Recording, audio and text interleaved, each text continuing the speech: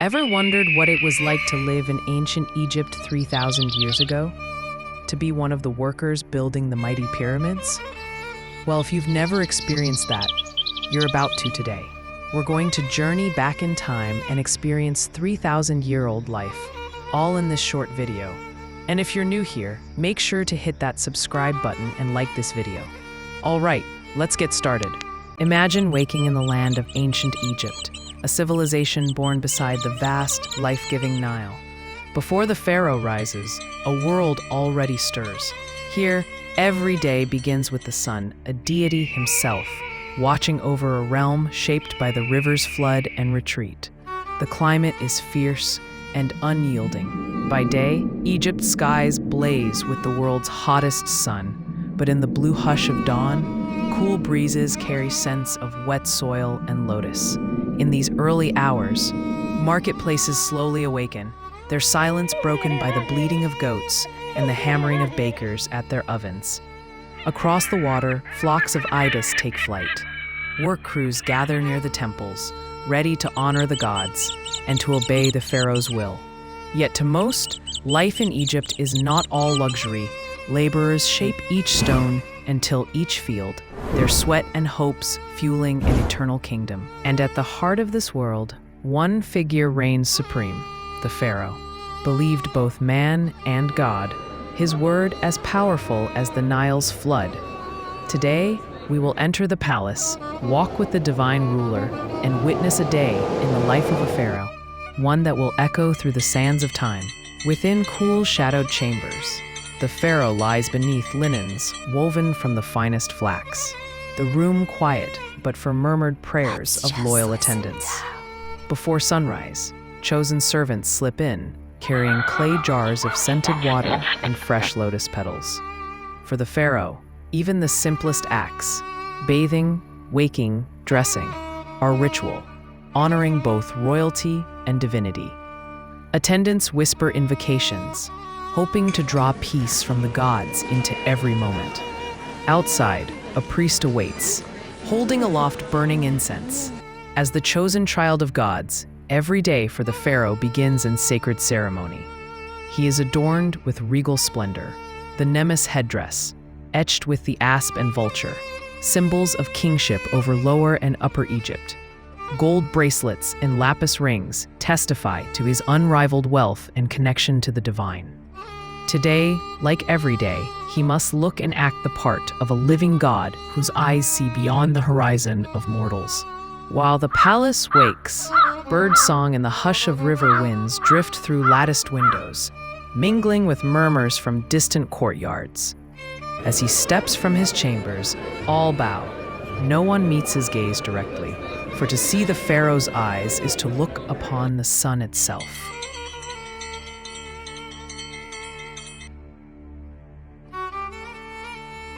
Moment, his day is watched, recorded, and remembered, not just by those in the palace, but by priests and scribes for all eternity. For today, the pharaoh must be flawless. His reputation, his very afterlife, depends on it.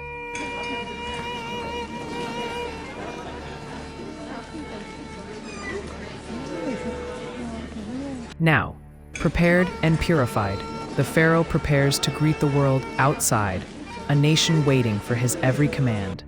Before the business of ruling begins, the pharaoh pays homage to Ra, god of the sun, in the palace temple, ensuring Egypt's continued harmony.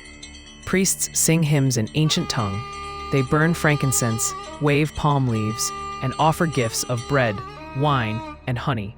The pharaoh lifts his hands and prays, a gesture both political and sacred, a demonstration of divine favor and human strength.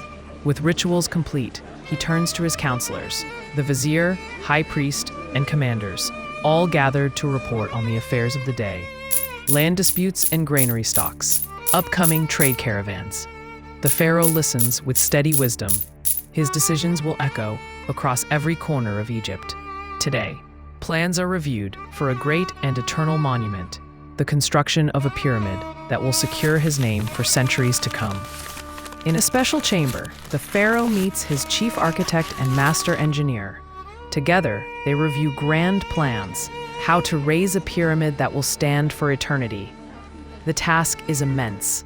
Tens of thousands of workers, artisans, and engineers will be required. Each stone must travel from far quarries, floated down the Nile, then dragged to the rising site. Foremen organize crews into strict teams: haulers, masons, plasterers, surveyors. With a system of ropes, wooden sledges, and ingenious ramps, every stone is pulled up the gleaming tower. Timing is everything. At dawn, teams march out singing in unison, a song to keep pace and spirits high. Overseers keep careful records, assigning daily rations of bread, beer, onions, and dried fish. Still, the work is brutal. Under Egypt's merciless sun, laborers risk heat stroke and exhaustion. Dust stings the eyes, hands develop thick calluses and open wounds. Despite the hardship, these men are no slaves. The pharaoh provides medical care, homes, food, and a shared sense of purpose. Each pyramid stone, a pathway to the afterlife. But there is discipline here. Those who defy commands or sabotage the project face harsh punishment. Beatings, whippings, cutting rations, or forced labor in the quarries as a warning. Yet hope persists, even in hard times. The completion of just one pyramid stone, precisely set, brings pride and joy that echoes in songs sung on the walk home.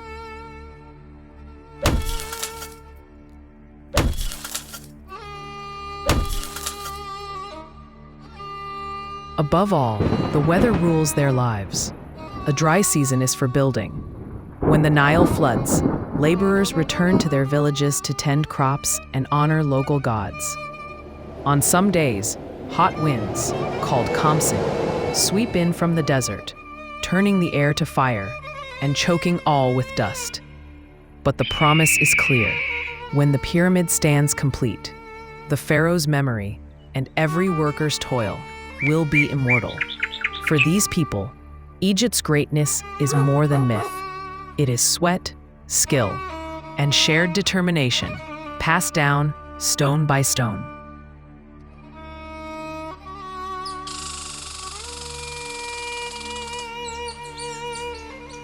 As the sun lowers, life in rural Egypt blooms with activity.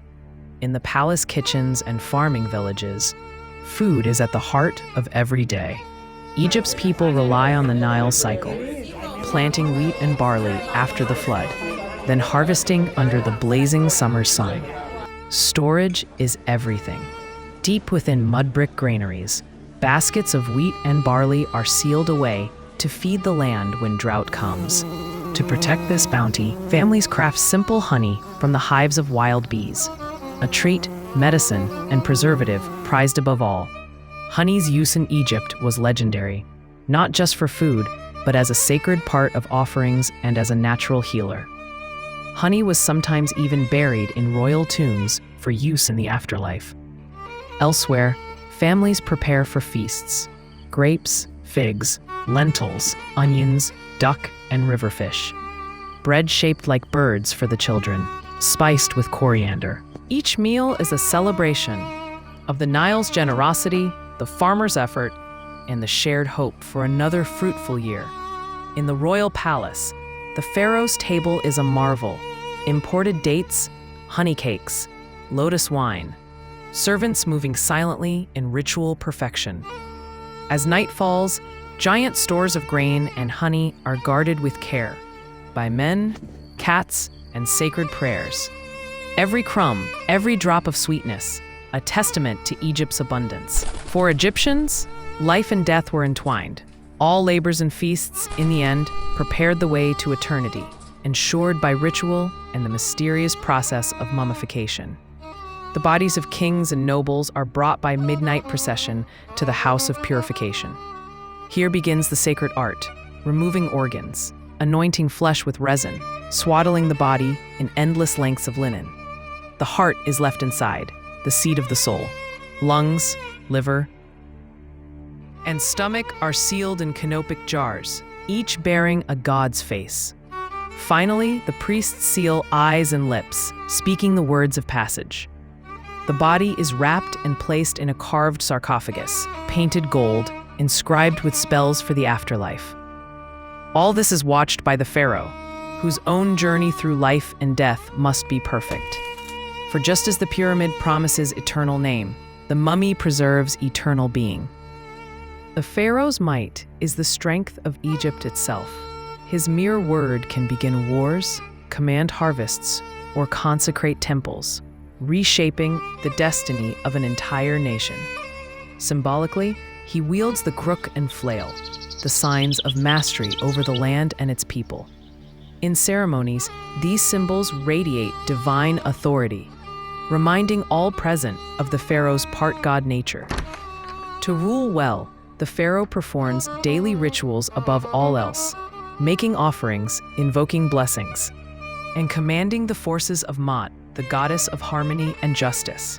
He inspects building sites, blesses harvests, judges disputes, and oversees the distribution of food, ordering public feasts in times of plenty and rationing during drought. To offend the pharaoh is to risk the wrath of both ruler and gods. Punishments for serious offenses can be harsh: ritual humiliation, forced labor, exile, sometimes even the rarely invoked backstabbing ritual for betrayal. Yet the pharaoh's presence also brings reassurance. For loyal subjects, his blessing means protection, prosperity, and divine favor. His festivals are moments of joy uniting the entire kingdom. With the pharaoh's blessing, fields are irrigated by channels drawn from the Nile. When the waters recede, green shoots break from black earth, a promise of abundance. Harvest season is a frenzy. Entire families scythe wheat and barley, stack bundles, and sing in the open air. Grain is dried, sorted, and carted off for storage against lean times. Granaries are sealed by royal decree. Overseers count every basket, marking supplies on papyrus tablets, a system that ensures Egypt will not go hungry. The surplus is used for festive banquets, bread, wine, fruit, shared by all, a public show of generosity that reinforces the pharaoh's power and God's favor. But always, the rhythm of the land depends on the weather. Too much flood or drought spells disaster. Prayers for balance rise with the morning sun. As shadows grow long, the pharaoh retreats from state affairs for cherished moments with his royal family.